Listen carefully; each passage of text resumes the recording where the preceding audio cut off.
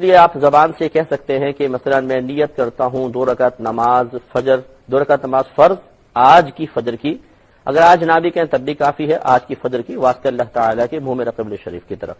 اگر آپ امام کے ساتھ ہیں تو پیچھے اس امام کے، یہ بھی آپ کہہ سکتے ہیں، تو اس طرح آپ کر کے پھر تکبیر لگائیں گے۔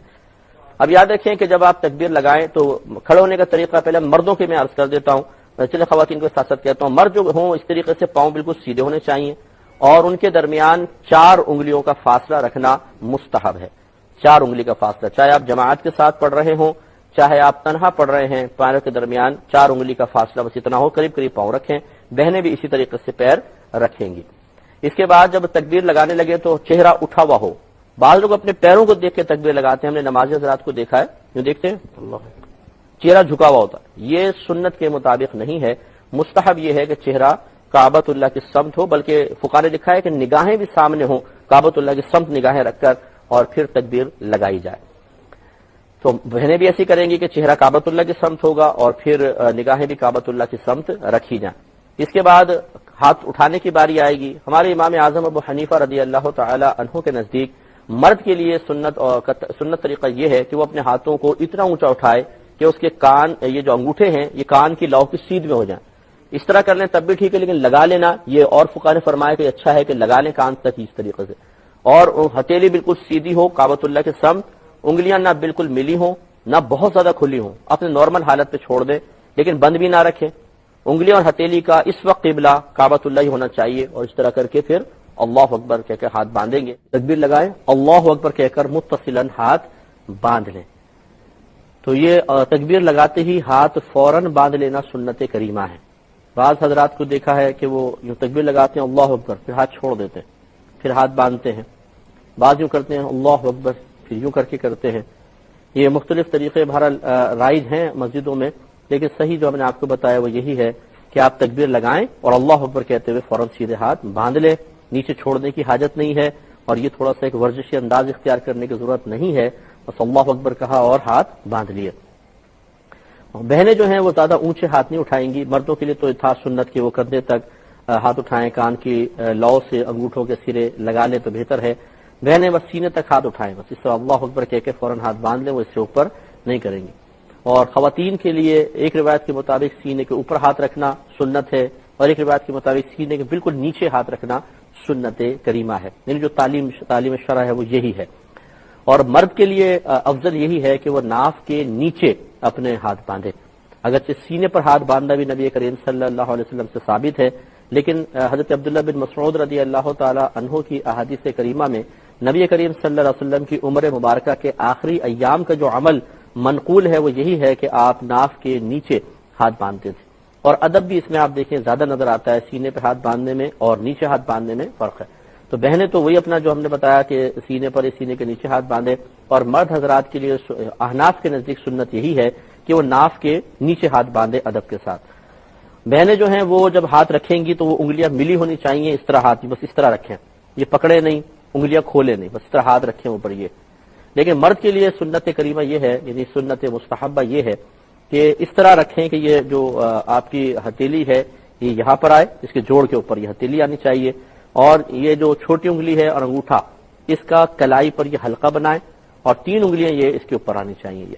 یہ طریقہ صحیح نہیں ہے، یہ طریقہ صحیح نہیں ہے، بلکہ اس طریقے سے کہ 3 انگلیاں اوپر ہوں اور انگوٹھے اور یہ چھوٹی انگلی اور انگوٹھے کا حلقہ بنا لیں اس طریقے سے یہ، اور پھر اس کے ناف کے نیچے رکھیں اور پھر سر جھکا کر اس مقام کو دیکھیں کہ جہاں پر حالت سجدہ میں ہماری پیشانی زمین پر لگے گی، یہ سنت کریمہ ہے۔ تو ہم نے آپ کو پچھلی دفعہ بتایا تھا تکبیر سے لے کر ہاتھ باندھنے تک کا طریقہ عرض کیا تھا کہ آپ ہاتھ باندھ لیں، اس کے بعد پھر آپ ثنا پڑھیں گے، سبحانک اللہم وبحمدک وتبارک اسمک وتعالی جدک ولا الہ غیرک۔ یہ پڑھنے کے بعد اگر آپ امام ہیں تو پھر اعوذ باللہ من الشیطان الرجیم بسم اللہ الرحمن الرحیم، یہ دونوں اعوذ باللہ اور بسم اللہ یہ قراءت کے تابع ہیں، قراءت ہوگی تو یہ کرنا ہے، اگر قراءت نہیں ہے تو نہیں کرنا ہے۔ لہذا عند احناف کے نزدیک چونکہ مقتدی امام کے پیچھے قراءت نہیں کرے گا، تو جب قراءت نہیں تو جو اس کے تابع چیزیں ہیں وہ بھی نہیں، لہذا معلوم یہ ہوا کہ مقتدی صرف ثنا پڑھ کے خاموش ہو جائے گا، ایسا نہیں کہ وہ آگے اعوذ باللہ بھی پڑھے پھر بسم اللہ بھی پڑھے، یہ اس کے لیے خلاف سنت ہوگا۔ تو آپ کو میں نے بتایا کہ پہلے ثنا پڑھے گا، امام مقتدی دونوں کو لے کے چلتے ہیں، جیسے امام ہے تو وہ ثنا پڑھیں گے اور پھر اعوذ باللہ بسم اللہ پڑھیں گے امام صاحب جو ہیں، کیونکہ میں نے آپ کو بتایا اعوذ باللہ اور بسم اللہ پڑھنا یہ قراءت کے تابع ہیں اور امام نے قراءت کرنی ہوتی ہے، اس لیے وہ دونوں چیزیں پڑھیں گے. لیکن مقتدی چونکہ امام کے پیچھے احناف کے نزدیک قراءت نہیں کرے گا، تو جب قراءت نہیں کرے گا تو جو چیز اس کے تابع ہے اسے بھی نہیں کرے گا، تو لہذا اعوذ باللہ اور بسم اللہ الرحمن الرحیم ہم نہیں پڑھیں گے. پھر امام صاحب جو ہیں الحمد شریف پڑھیں گے اور ہم خاموش رہیں گے. اب اگر وہ جیسے جہری نماز ہوتی ہے، فجر ہے اور مغرب ہے، عشاء ہے، یا جمعہ ہے یا عیدین ہے، تو امام صاحب جب الحمد شریف ختم کریں گے تو امام کے لیے بھی سنت ہے اور مقتدیوں کے لیے بھی سنت ہے کہ وہ آمین کہیں. ہاں ظہر اور عصر میں چونکہ ہمیں قرات سنائی نہیں دے گی تو پھر یہ سنت پوری نہیں کر سکتے ہیں. اب اس آمین میں اختلاف ہے کہ بلند آواز سے کہی جائے یا آہستہ کہی جائے. امام شافعی رحمۃ اللہ علیہ کے دلائل یہ ہیں کہ بلند آواز سے کہی جائے، جیسے کہ حرمین میں بھی اگر آپ جائیں گے تو جب امام وَلَضَّالِّينَ کہتے ہیں تو سب زور سے کہتے ہیں آمین. لیکن ہمارے عند الاحناف آمین کا آہستہ کہنا ہی سنت مبارکہ ہے. اس پہ دلائل بھی موجود ہیں، عقلی دلیلیں بھی ہیں، تو دلائل پہ ہم بعد میں گفتگو کر لیتے ہیں. پہلے میں تھوڑا سا اجمالی ہے کہ اس طرح طریقہ آپ کو عرض کر دیتا ہوں. تو خلاصہ کلام یہ ہے کہ الحمد شریف اگر مقتدی سن رہا ہے تو وہ اس کے بعد آمین کہے گا، سنت ہے، اور اگر نہیں سن رہا تو وہ نہیں کہہ سکے گا. لیکن امام کے لیے الحمد کے بعد آمین کہنا سنت ہے کیونکہ وہ تو الحمد پڑھ ہی رہا ہے. اس کے بعد پھر بسم اللہ الرحمن الرحیم پڑھنا امام کے لیے سنت ہے کیونکہ آگے سورت پڑھنی ہے، اور مقتدی چونکہ سورت نہیں پڑھے گا تو لہٰذا وہ اس کے تابع والی جو تابع چیزیں وہ بھی نہیں پڑھے گا، تو بسم اللہ الرحمن الرحیم نہیں پڑھیں گے. سورت پڑھنے کے بعد پھر امام صاحب اللہ اکبر کہتے ہوئے رکوع کریں گے، مقتدی بھی اللہ اکبر کہیں گے، یہ سنت کریمہ ہے. پھر رکوع کی تسبیحات امام صاحب بھی پڑھیں گے اور مقتدی بھی پڑھیں گے. کہ مرد کو چاہیے کہ جب وہ رکوع کرے تو پیر بالکل سیدھے ہونے چاہیے، ان میں اس طرح بینڈ نہ ہو، ہاتھ بالکل سیدھے ہوں، ان میں بھی کوئی اس طرح مڑے ہوئے نہ ہوں، کمر بالکل سیدھی ہو، سر بھی کمر کے سیدھ میں ہو، آگے سے جھکا ہوا نہ ہو، بالکل سیدھ میں ہونا چاہیے مرد کے لیے. اور دونوں ہاتھوں سے اپنے گھٹنوں کو اس طرح پکڑ لیں، یوں نہ ہو کہ اس طرح چار انگلیاں ایک طرف انگوٹھا ایک طرف، یہ غلط ہے. اور یہ اس طرح پنجوں کے اوپر انگلیاں ملا کے رکھ لی جائیں، گھٹنوں کے اوپر ملا کے رکھ لی جائیں، یہ بھی مرد کے لیے سنت نہیں ہے. مرد کے لیے سنت یہ ہے کہ وہ انگلیاں کو اچھی طرح پھیلائے اور اپنے گھٹنوں کو پکڑ لے. اور 3 بار کم از کم سبحان ربی العظیم آپ پڑھیں گے. اگر عظیم واو پڑھنے میں دقت ہوتی ہے تو سبحان ربی الکریم بھی آپ پڑھ سکتے ہیں. جس کو تجوید نہیں آتی تو بہتر یہ وہ کریم کے ساتھ پڑھ دے، سبحان ربی الکریم. جیسے عظیم ہے واو کو تھوڑا سا موٹا پڑھنا ہوتا ہے. 3 بار کم از کم ہے، 5 بار بھی پڑھ سکتے ہیں، 7 بار بھی آپ پڑھ سکتے ہیں. اور دوران رکوع ہماری نگاہ پاؤں کی پشت پر ہونی چاہیے، یہ سنت کریمہ ہے. یا اپنے انگوٹھوں پہ رکھیں، یہاں سے نگاہ ہٹنے نہ دیں تو انشاءاللہ وسوسے نہیں آئیں گے. بعض اوقات نماز پڑھتے ہوئے جب جماعت کے ساتھ نماز پڑھ رہے ہیں تو شیطان خیال ڈالتا ہے برابر والے کے پاؤں کو دیکھ، اس کے پاؤں کو دیکھ. اس وقت بڑا اپنے آپ کو روکنا چاہیے اور صرف اپنے پاؤں پہ نگاہ رکھیں. ساتھ والے کے پاؤں کیسے ہیں، انگلیاں کیسی ہیں، رنگ گورا ہے یا کالا ہے، اس کے پاؤں پہ میل ہے یا نہیں ہے، بال ہیں یا نہیں ہے، یہ چیزیں نہ دیکھیں. کیونکہ یہ شیطان اسی طرح انسان کو مشغول کر دیتا ہے کہ نماز کے دوران وہ کسی اور چیز کی طرف متوجہ ہو جائے اور موجودہ وقت کی برکات سے محروم رہے. اس لیے بڑے خلوص کے ساتھ اپنے پاؤں کی پشت پر نگاہ کو سختی سے جما کر رکھیں، دائیں بائیں نہ ہونے دیں. پھر امام کے لیے سنت ہے کہ وہ کہے سمع اللہ لمن حمدہ، اور مقتدی جو ہیں وہ اس کو نہیں کہیں گے سمع اللہ لمن حمدہ، بلکہ وہ کہیں گے ربنا لک الحمد یا پھر ربنا ولک الحمد. یہ بھی کہہ سکتے ہیں اللہم ربنا لک الحمد یا اللہم ربنا ولک الحمد. سب یہ چاروں طریقے سے جائز ہے. اور اس کے بعد پھر امام صاحب اللہ اکبر کہیں گے جو سجدے میں جانے کے لیے تکبیر ہے. مقتدی بھی یہ تکبیر لگائیں گے کہ ان کے لیے بھی سنت ہے. ہم لوگ سجدے تک پہنچ چکے تھے، رکوع کا پورا طریقہ میں نے آپ کو بتایا. سجدے میں جب انسان جائے تو اللہ اکبر کہتے ہوئے ہم سجدے میں جائیں گے. اور سجدے میں جانے کا سنت کے مطابق مردوں کے لیے طریقہ یہ ہے، مرد جو صحت مند بھی ہو. مریض اور عورت کا طریقہ تھوڑا سا جدا گانے میں عرض کرتا ہوں. یہ جو صحت مند آدمی ہے اس کے لیے طریقہ کار یہ ہے کہ سب سے پہلے جب وہ سجدے میں جانے لگے تو اپنے دونوں ہاتھ گھٹنوں پہ رکھے اور آہستگی کے ساتھ گھٹنے دونوں پہلے زمین پر رکھے گا. لیکن ایسا نہیں ہے کہ زور سے دھماکے سے زمین پر رکھے، یہ خلاف سنت ہے. آرام سے زمین پر رکھیں، پہلے دونوں ہاتھ گھٹنے پہ رکھیں، دونوں گھٹنے زمین پر، پھر دونوں ہاتھ زمین پر، اور اس کے بعد ناک، اس کے بعد پیشانی. تو سب سے پہلے گھٹنے آہستگی سے رکھیں گے، اس کے بعد دونوں ہاتھوں کی کیفیت سجدے کے اندر یہ ہوگی کہ تمام انگلیاں قبلہ رو ہوں اور ان کو اپنے حال پر چھوڑ دیں، نہ بہت ملائیں نہ بہت زیادہ کھولیں، اپنے حال پر جیسے عام نارمل حالت میں ایسے رکھیں۔ اس کے بعد ناک اور پھر پیشانی رکھیں گے، اور یہ ہاتھ اس طرح ہونے چاہیے کہ ان کے انگوٹھے کا جو سرا ہے سمجھ لیجئے یہ کان کی لو کی سیدھ میں زمین پر ہو، اور ناک کی خالی نوک نہ لگے بلکہ ناک کی جو یہ سخت ہڈی ہوتی ہے یہ تھوڑی زمین پر لگنی چاہیے، لیکن صرف لگنی چاہیے، یہ نہیں کہ اس کو اتنے زور زور سے دبائیں کہ ناک ہی ٹیڑھی ہو جائے، یا یہ سامنے کی ہڈی جو ہے وہ اتنے زیادہ دبائیں کہ چپٹی ہو جائے بالکل، تو یہ مبالغہ آرائی بھی بعض اوقات مسائل نہ سمجھنے کی بنا پر ہوتی ہے۔ اور اس کے بعد پھر پیشانی زمین پر رکھیں گے۔ پیروں کی کیفیت یہ ہوگی، نبی کریم صلی اللہ علیہ وسلم کے بارے میں مسلم شریف میں واضح طور پہ موجود ہے کہ جب آپ سجدہ فرمایا کرتے تھے تو آپ کے 10 انگلیوں کا رخ قبلے کی طرف ہو جایا کرتا تھا، یعنی پیروں کی 10 انگلیوں کو آپ موڑ کر قبلہ رو کر دیا کرتے تھے، اس لیے یہی طریقہ سب سے بہتر ہے۔ اور چونکہ یہ نبی کریم صلی اللہ علیہ وسلم کا ایک دائمی طریقہ ثابت ہوا، لہذا علماء کرام نے بیان فرمایا کہ جیسے یہ انگلی ہے، مثلا یہ پاؤں کی انگلی ہے، اس کے نیچے جتنا حصہ اس کو پیٹ کہتے ہیں، پیٹ، انگلی کا پیٹ، تو چونکہ نبی کریم صلی اللہ علیہ وسلم کی 10 انگلیاں مڑ کر قبلہ رو ہو جایا کرتی تھیں اور یہ اکثر آپ کا عمل ثابت ہوا، تو اس کو پھر فقہائے کرام نے بڑی اہمیت دی ہے، جس کا مطلب یہ ہوا کہ یہ کوئی معمولی چیز نہیں ہے، پاؤں کی انگلیوں کا زمین پر لگنا بھی ایک بہت ہی اہم شے ہے، اسی وجہ سے نبی کریم صلی اللہ علیہ وسلم نے اس کا اہتمام فرمایا۔ لہذا پھر فقہا نے جب تمام جزیات کا مطالعہ کیا تو نتیجہ نکالا کہ 10 انگلیوں میں سے کم از کم ایک انگلی کا پیٹ زمین پر لگنا فرض ہے، ہم پیر کی بات کر رہے ہیں ہاتھوں کے نہیں، ایک انگلی کا پیٹ زمین پہ لگنا فرض، دونوں پیروں کی 3 انگلیوں کا پیٹ زمین پہ لگنا واجب، اور 10 انگلیوں کا پیٹ زمین پہ لگ جانا سنت کریمہ ہے۔ لہذا معلوم ہوا کہ جو حضرات اپنے پنجے مکمل طور پہ موڑ سکتے ہیں ان کے لیے سنت یہی ہے کہ رکھ کر اور اچھی طریقے سے ان کو دبائیں تاکہ 10 کی 10 انگلیاں پنجے مڑ کر کعبۃ اللہ کی سمت انگلیوں کا رخ ہو جائے۔ لیکن جو کمزور ہے، جو بوڑھے حضرات ہیں یا بہت ہی بھاری بدن ہے کسی کا، مکمل طور پہ انگلیاں نہیں مڑتی، پیر موٹا ہے، تو پھر وہ جتنا ہو سکے اتنا کر لیں، بس جتنا ہو سکے۔ لیکن یہ نہیں کرنا چاہیے کہ بعض لوگ آپ دیکھیں گے کہ سجدے میں جاتے ہیں دونوں پیر پیچھے سے اٹھا لیتے ہیں۔ یاد رکھیں کہ جس نے دونوں پیر اٹھا کے رکھے سجدے میں اس کا تو سجدہ ہوگا ہی نہیں، جب سجدہ نہیں ہوگا تو نماز بھی نہیں ہوگی۔ اسی طرح بعض صرف انگلیوں کے سرے رکھتے ہیں، یوں اس طرح سرے، صرف انگلیوں کے سرے، ہلکا سا یوں انگوٹھا رکھا ہوتا ہے، باقی انگلیاں یوں ٹیڑھی میڑھی ہوتی ہیں، صرف انگوٹھا رکھا ہوا ہے، یہ بھی طریقہ بالکل غلط ہے۔ کوشش یہی کریں کہ آپ رکھ کر تھوڑا سا اس کو دبائیں جہاں تک ہو سکتا ہے، آسانی کے ساتھ، زبردستی کی ضرورت بھی نہیں ہے، لیکن جہاں تک ہو سکے بالکل دبا کر پڑھے تاکہ فرض واجب شرط وغیرہ پوری ہو۔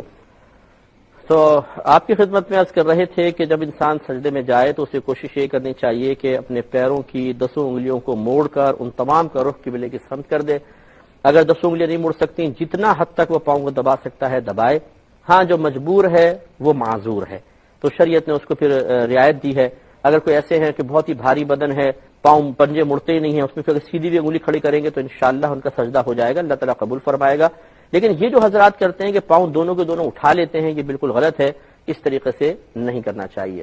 تو یہ اچھا، اب سجدے میں ہونا ہی چاہیے کہ آپ نے سب سے پہلے ہم صحت مند اور مرد کے بارے میں عرض کر رہے ہیں کہ پہلے دونوں گھٹنوں پہ ہاتھ رکھیں، پھر نرمی سے دونوں گھٹنے زمین پر، پھر دونوں ہاتھ، پھر ناک، پھر پیشانی، اور پیروں کی 10 انگلیوں کو موڑ کر قبلہ رو کر لیا جائے۔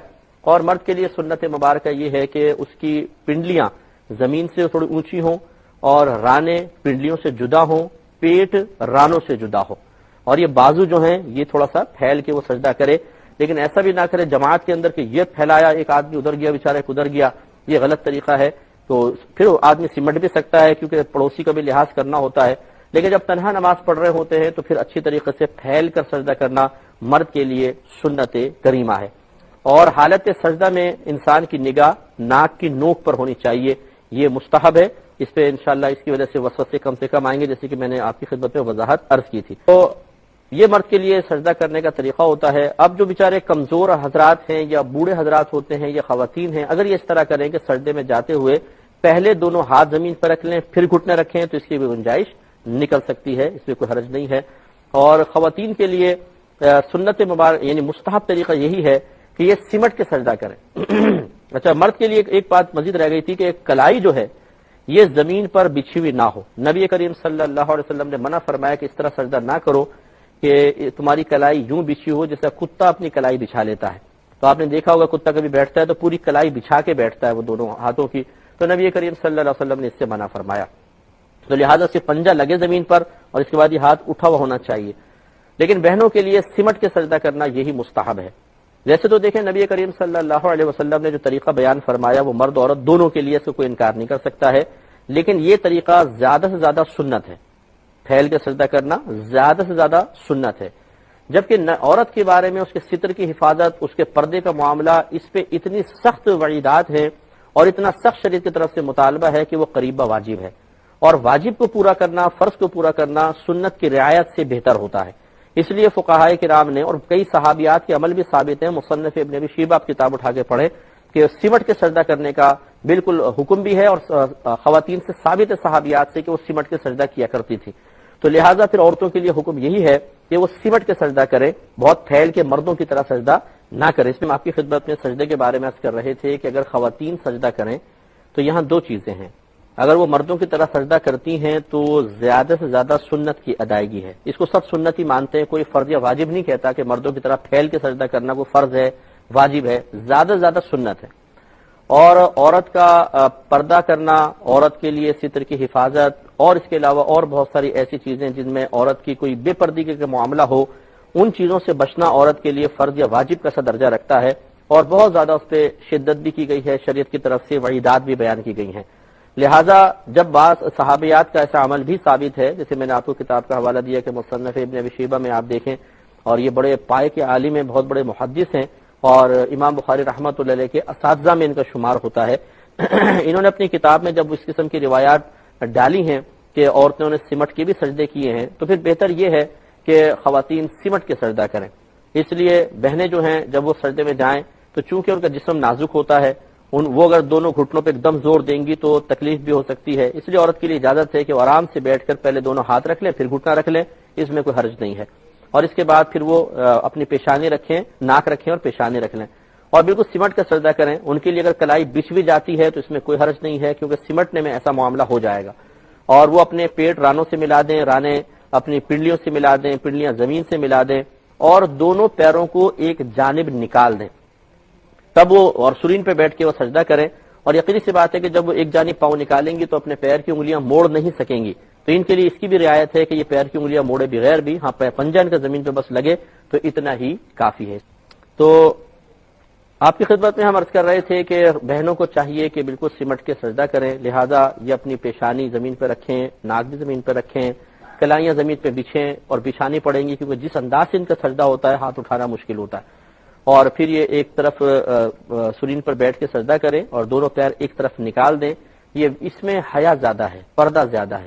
ایک عورت پھیل کے سجدہ کرے مردوں کی طرح، آپ اگر کسی کی نگاہ اس پر پڑ جائے، اور ایک عورت سمٹ کے سجدہ کرے تو آپ غور کر لیں کہ ستر کی حفاظت، پردہ اور شرم و حیا کا زیادہ اظہار کس صورت میں ہے. تو اس لیے فقہائے اسلام نے، بڑے بڑے فقہا ہیں، اور صحیح بات ہے کہ دین کا ایک بہت بڑا حصہ ان فقہا سے ہم تک پہنچا ہے. وہ خدا نخواستہ ایسا نہیں تھے کہ وہ صاحب تقوی نہ ہو، پرہیزگار نہ ہو، متقی نہ ہو، ان میں شرم و حیا نہ ہو اور شریعت کی پاسداری کا وہ لحاظ نہ کرتے ہوں. ایسی بات نہیں ہے. وہ تمام اچھے اوصاف کے حامل تھے اور انہوں نے بہت سوچ سمجھ کے یہ معاملات ذکر فرمائے ہیں. لہذا بہنوں کو چاہیے کہ وہ سمجھ کے ہی سجدہ کریں، یہی ان کے لیے افضل اور مستحب. لہذا بہنیں جب سجدے میں جائیں تو وہ اپنے دونوں گھٹنوں کو پہلے زمین پر نہ لگائیں، کیونکہ اس سے ان کے گھٹنوں پہ ایک دم زور پڑے گا، اور عورت کے گھٹنے کمزور ہوتے ہیں، اس میں تکلیف کا اندیشہ ہو سکتا ہے. تو آرام سے بیٹھیں، بیٹھنے کے بعد پھر دونوں ہاتھ یعنی پہلے سرین پہ بیٹھ جائیں اور یا آرام سے گھٹنے رکھ لیں، پھر اس کے بعد دونوں ہاتھ پھر اپنی ناک اور پھر پیشانی رکھ لیں اور سمٹ کے سجدہ کریں کہ ان کے ہاتھ جو ہیں وہ بالکل جسم سے ملے ہوئے ہوں، پیٹ رانوں سے اور رانے پنڈلیوں سے اور پنڈلیاں زمین سے ملی ہوئی ہوں. اور یہ اپنے پنجے کھڑے نہ رکھیں بلکہ یہ ایک طرف نکال دے دونوں پیر، جس کو تورک کہتے ہیں. تو اس سے زیادہ ستر کی حفاظت ہوگی. اور یقینی سی بات ہے جب ایک طرف پاؤں نکال کر وہ سجدہ کر رہی ہوں گی تو پھر انگلیوں کے پیٹ وغیرہ کا معاملہ ان کے ساتھ نہیں ہو سکتا ہے. ایسی مرد حضرات کے لیے حکم یہ ہے کہ جب وہ سجدے میں ہوں تو اپنی کلائیاں زمین پر نہ بچھائیں. لیکن بہنیں جب اس طرح سمٹ کے سجدہ کریں گی تو ہاتھ اٹھ نہیں سکتے ہیں، جس کا مطلب یہ کلائیاں اگر بچھی بھی رہ گئی تو انشاءاللہ اس میں کوئی پرابلم نہیں ہے، کیونکہ عورت کی ستر کی حفاظت اس سنت کی ادائیگی سے کہیں زیادہ افضل اور اولا ہے، اور وہ بھی کوئی انسان اس کا انتخاب نہیں کر رہے، اللہ تبارک و تعالیٰ اور اس کے رسول کریم صلی اللہ علیہ وسلم کے کثیر مقامات پر واضح اشارے، صریح اشارے اس چیز کی دعوت دے رہے ہیں کہ اس طریقے سے معاملہ کیا جائے۔ پہلا سجدہ کرنے کے بعد پھر اللہ اکبر کہتے ہوئے بیٹھیں گے۔ دو سجدوں کے درمیان بیٹھنا جلسہ کہلاتا ہے، اور یہ کم از کم ایک بار سبحان اللہ کہنے کی مقدار ہونا چاہیے۔ تو اللہ اکبر کہتے ہوئے سیدھے بیٹھے، تھوڑی دیر ٹھہرے، پھر اللہ اکبر کہتے ہوئے اگلے سجدے میں چلے جائیں اور اسی طرح سجدہ کر لیں۔ اب اس کے بعد پھر اللہ اکبر کہتے ہوئے دوسری رکعت کے لیے اٹھنا ہوگا۔ تو میں آپ کی خدمت میں عرض کر رہا تھا کہ پہلا سجدہ مکمل کیا، اب اللہ اکبر کہتے ہوئے اگلی رکعت کے لیے اٹھنا ہے۔ مرد حضرات جو صحت مند جیسے ہم نے عرض کیا تھا ان کے لیے طریقہ یہی ہے کہ پہلے وہ پیشانی اٹھائیں، پھر ناک، اس کے بعد دونوں ہاتھ اٹھا کر انہیں گھٹنوں پہ رکھ دیں، اور پھر گھٹنے اٹھائیں، اور پنجوں کے بل کھڑا ہونا سنت کریمہ ہے۔ پنجوں کے بل یعنی ایڑی وغیرہ نہ لگے، صرف پنجوں پہ انسان کھڑا ہو، یہ سنت مبارکہ ہے۔ تو پہلے پیشانی اٹھائیں، پھر ناک اٹھائیں، پھر دونوں ہاتھ اٹھا کر انہیں دونوں گھٹنوں پہ رکھ دیں، پھر دونوں گھٹنے اٹھائیں اور پنجوں کے بل کھڑے ہو جائیں۔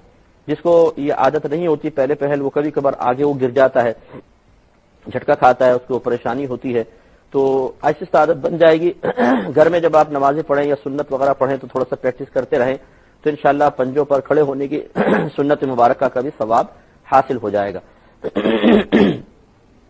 اور یہ یاد رکھیں کہ جب انسان کھڑا ہوتا ہے اس میں اللہ اکبر کہتے ہوئے آپ کھڑے ہوئے، اور اس کے بعد پھر آپ اگلی رکعت کے لیے آ جائیں گے۔ لیکن اگر کوئی بیمار ہے یا خواتین ہیں جیسے، تو وہ اتنی ترتیب تو رکھیں کہ پہلے اپنی پیشانی اٹھائی، پھر ناک اٹھائیں، اس کے بعد پھر وہ ہاتھ اٹھا کے گھٹنوں پہ نہ رکھیں بلکہ ہاتھ زمین پہ رہنے دیں اور گھٹنے اٹھا لیں، اور پھر ہاتھوں کے بل مطلب اٹھیں۔ جسے بعض اوقات چھوٹے بچے اس طرح ہاتھ رکھ کے گھٹنے ہٹا لیتے ہیں، اس میں یہ ہے کہ ہاتھوں پہ ذرا طاقت آ جاتی ہے، گھٹنے بعض اوقات کمزور ہوتے ہیں، وزن برداشت نہیں کر رہے ہوتے، تو اس طریقے سے اٹھ سکتے ہیں۔ تو خلاصہ کلام یہ ہے کہ سنت طریقہ وہی ہے جو پہلے عرض کیا، لیکن اگر کسی کے ساتھ کوئی صحیح عذر ہے تو وہ اس طریقے کو تھوڑا بہت اپنے ضرورت کے مطابق بدل سکتا ہے، اس میں ترمیم کر سکتا ہے، اور اللہ تبارک و تعالیٰ کی ذات بڑی رحیم و کریم ہے، وہ لوگوں کے اعذار قبول فرمانے والا ہے۔ کھڑے ہو گئے، اگلی رکعت پڑھیں، اسی ترتیب کے ساتھ پھر آپ نے رکوع کیا، پھر سجدہ کیا۔ اب اس کے بعد تشہد میں بیٹھنا ہے۔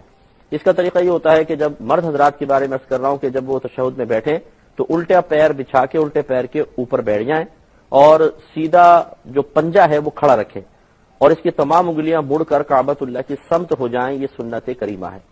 اور اپنے دونوں ہاتھوں کو اس طرح رکھیں جیسے گھٹنے ہیں، یہ گھٹنے ہوتے ہیں جیسے، تو اس کے کنارے کے اوپر دونوں یہ انگلیوں کا سرا ہے، یہ بالکل نیچے نہ لے جائیں، بہت ہی پیچھے نہ رکھیں۔ مستحب ہے کہ گھٹنوں کے کنارے پر دونوں اپنے ہاتھ ہوں، انگلیاں اپنی حالت پہ چھوڑ دیں، نہ بہت ملائیے نہ بہت زیادہ کھولیں، اور اس طریقے سے آپ سیدھے بیٹھ کر، اور کمر بالکل سیدھی ہونی چاہیے، اور نگاہ گود پر رکھیں، یہ سنت کریمہ ہے۔ اس کے بعد پھر التحیات پڑھیں گے، پھر درود ابراہیمی پڑھیں گے، پھر دعا پڑھیں گے، اور پھر سلام پھیریں گے۔ تو جب تک آپ تشہد جب پڑھ رہے ہوتے ہیں تو پھر ہم انگلی اٹھاتے ہیں تو اشہد اللہ پہ انگلی اٹھائیں گے اور الا اللہ پہ گرائیں گے۔ اس کے ہاتھ باندھنے کا طریقہ یہ ہوتا ہے کہ جو آخری کی دو انگلیاں ہیں اسے آپ ہتھیلی سے ملا لیں اس طریقے سے، اور یہ انگوٹھا اور 20 کی انگلی اس کا ایک حلقہ بنا لیں، اور پھر یہ اللہ اکبر اشہد اللہ الہ پہ انگلی اٹھائیے اور الا اللہ پہ گرائیں۔ اور مستحب اور سنت یہ ہے کہ فوراً پھر ہاتھ کو کھول دیا جائے، مٹھی بند نہ رکھی جائے۔ بعض اس طرح انگلی کر کے رکھتے ہیں بس ایسے، تو یہ مستحب نہیں ہے، مستحب ہے کہ انگلیاں پھر قبلہ روح ہو جائیں، یہ سنت کریمہ۔ اور یہ انگلی اٹھانا یہ بھی مطلب نبی کریم صلی اللہ علیہ وسلم سے ثابت ہے، اور آپ یہ فرماتے ہیں کہ جب یہ آدمی تشہد میں شہادت کے وقت انگلی اٹھاتا ہے تو یہ شیطان کے لیے ایک نیزے کی طرح ہے کہ اس کو اس سے بڑی شدید قسم کی تکلیف ہوتی ہے۔ لیکن یوں نہیں کرنا چاہیے، بعد اٹھا کے یوں ہلاتے رہتے انگلی، یہ صحیح نہیں ہے۔ بس آپ نے ایک دفعہ اٹھائی، اشہد اللہ الہ پہ اٹھائیں، الا اللہ پہ گرائیں اور ہاتھ کو کھول دیں، یہی سنت مبارکہ ہے، مستحب طریقہ یہی ہے۔ جب سلام پھیریں تو اچھا بہنیں کس طرح بیٹھیں گی، یا کوئی جو بیچارہ معذور ہے، کمزور آدمی ہے، تو بہنیں تورک کریں۔ تورک کا مطلب ہوتا ہے کہ اپنے لیفٹ پہلو پر ٹیک لگانا اور دونوں پیر ایک طرف نکال دینا۔ تو بہنیں دونوں پیر ایک طرف نکال کر بیٹھے، ویسے ہی گھٹنا موڑ کر ایک دونوں پیر ایک طرف نکالیں اور اپنے دونوں ہاتھ اپنے گھٹنوں پہ رکھیں، اور زیادہ آگے نہ کریں بلکہ ملا کر سمٹ کے کریں، اور اسی طریقے سے پھر یہ بھی تشہد وغیرہ پڑھیں۔ آخر میں جب سلام پھیرنا ہوتا ہے تو السلام علیکم ورحمۃ اللہ کہیں گے، اور سیدھی جانب کندھے کو دیکھنا سنت کریمہ ہے، اور اسی طرح الٹی جانب بھی۔ جب آپ جماعت میں نماز پڑھ رہے ہیں اگر آپ امام کے پیچھے ہیں تو امام کو بھی سلام کرنے کی نیت کر لیں، سیدھے ہاتھ پہ جو نمازی ہیں ان کو بھی، جو جنات ہیں فرشتے ہیں جو ہمیں نظر نہیں آ رہے ان کو بھی سلام کرنے کی نیت کر لیں. اسی طرح الٹی طرف بھی کی جاتی ہے. اب سنت یہ ہے کہ اپنے سیدھے کندھے پہ نگاہ ہو، سلام پھیرتے ہوئے سیدھے کندھے پہ نگاہ ہو. بعض ہمارے بھائی پوری صف کو دیکھتے ہیں، وہ آگے نکل جائیں گے، ادھر کو دیکھیں گے ادھر کو دیکھیں گے، تو اتنے آگے نکلنے کی حاجت نہیں ہے. اور تو سنت کے مطابق بس اپنے کندھوں کو دیکھیں، سنت انشاءاللہ